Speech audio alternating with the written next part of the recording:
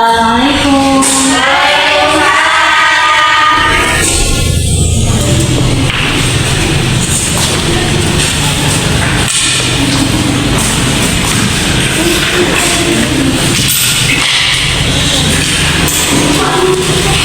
Gimana kabarnya? Baik.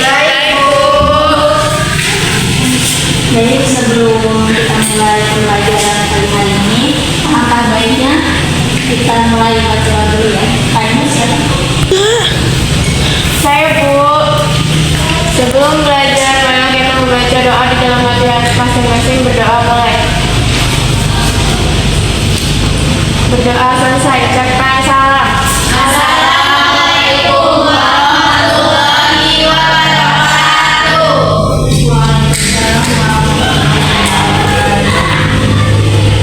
Baik, Ibu akan absen dulu ya. Dina hadir, Anastasia hadir, Siti Nabila hadir, Nurmi hadir, hadir semua ya. Hadir ya Bu. Ibu akan menjelaskan tentang materi teks narasi. Sebelumnya minggu lalu Ibu sudah menjelaskan tentang apa? Materi apa? Ibu bisa dijelaskan ulang? Tidak. Teks deskripsi adalah teks yang berfungsi untuk menggambarkan tempat, suasana, dan peristiwa yang detail sehingga pembaca dapat membayangkan apa yang digambarkan. Tujuannya itu agar pembaca seolah-olah dapat merasakan, melihat, atau mengalami hal yang dijelaskan dalam teks tersebut. Selamat dia. Sekarang Ibu lanjut ya. Materi selanjutnya yaitu teks narasi. Teks narasi. Pengertian teks narasi adalah teks yang menceritakan suatu peristiwa atau rangkaian peristiwa yang terjadi, disusun secara kronologis, berurutan, dan berisikan pada cerita tertentu dengan tujuan untuk menghibur atau memberikan pengalaman kepada pembaca. Jadi teks narasi itu adalah suatu peristiwa yang diceritakan dan menuangkan idenya kepada ceritanya tersebut.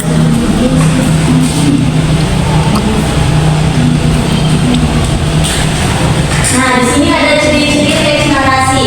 Yang pertama yaitu menceritakan peristiwa yang terjadi secara berturut-turut.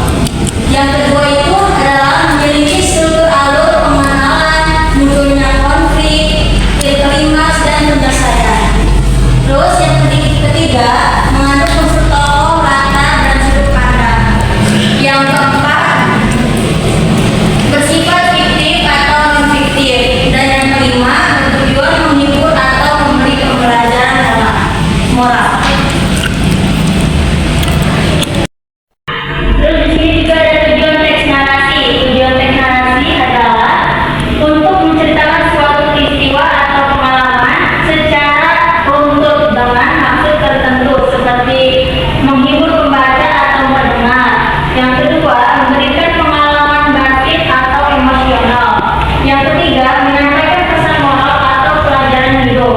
Dan yang keempat, menginformasikan kejadian nyata. Dan yang selanjutnya ada struktur teks narasi. Yang pertama, orientasi itu apa? Yaitu pengenalan. Yang dimana bagian awal cerita yang memperkenalkan tokoh, latar tempat, waktu, suasana, dan situasi awal cerita. Pada suatu pagi yang cerah, Andi bersiap berangkat ke sekolah. Nah, ini adalah contoh dari bagian orientasi. Nah, yang kedua itu adalah komplikasi, munculnya konflik atau masalah. Bagian ini memuat peristiwa utama dan konflik yang didalami tokoh. Konflik inilah yang membuat cerita menarik. Contohnya itu adalah di tengah perjalanan ia melihat seorang anak kecil menangis di pinggir jalan. Nah, ini adalah contoh dari komplikasi yang termasuk ke dalam suatu masalah. Dan yang ketiga, klimaks. Klimaks itu adalah puncaknya konflik. Bagian paling menegangkan atau emosional adalah cerita ini titik balik dari peristiwa. Contohnya, tiba-tiba seorang pria mencurigakan mendekat dan menarik tas anak itu. Nah, itu adalah contoh dari klimaks.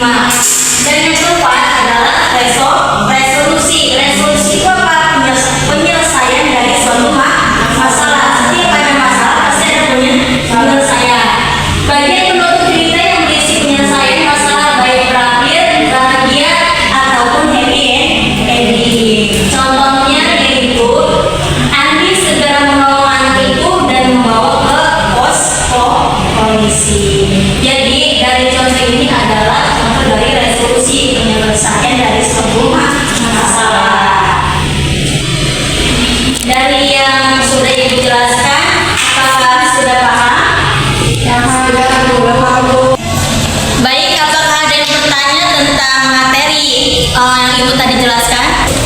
Saya Bu, Dari Putri. apa sih contoh teks narasi yang bersifat fiksi itu? Contoh teks narasi yang bersifat fiksi itu adalah contohnya dongeng, cerpen, ataupun novel. Jadi yang di dalamnya itu cerita yang tidak nyata. Apakah ada yang ingin bertanya lagi? Tidak, Bu. Baik, kalau tidak ada yang mau bertanya lagi, sekarang Ibu yang ingin bertanya ya. Ya, Bu. Karena tadi kalian sudah paham, Ibu akan bertanya.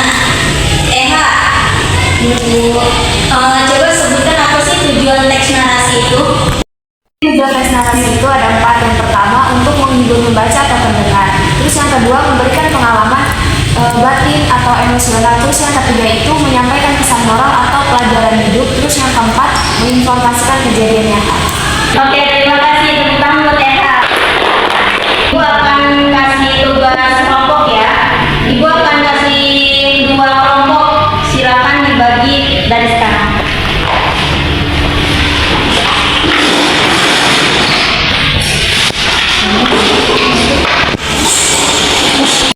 Dibagi.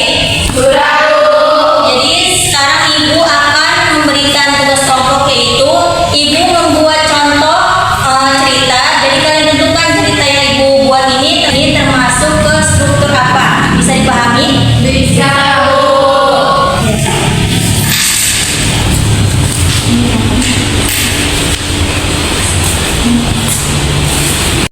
Tadi yang sudah paham?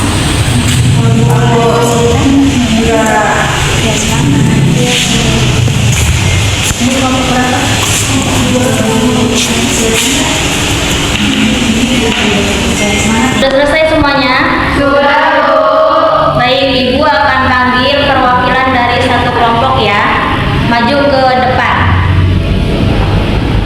Vidya. Ya, Bu. Silakan maju ke depan ya. Baik, Bu.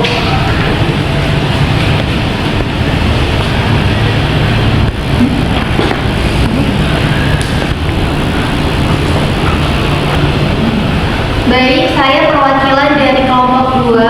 Di sini saya akan membacakan teksnya. Pagi hari Rina membangun dengan wajah murung. Hari ini adalah hari ulang tahunnya yang ke-17 tahun. Tetapi tak satu pun dari keluarganya mengucapkan selamat. Ia merasa kecewa dan berpikir bahwa semua orang telah lupa. Nah, jadi dari teks ini jawabannya itu termasuk struktur dari orientasi. Oke, betul sekali. Berikan tepuk tangan buat Vidya. Terima kasih Vidya. Ya, Bu. Silakan bereskan tempat duduknya seperti semula ya.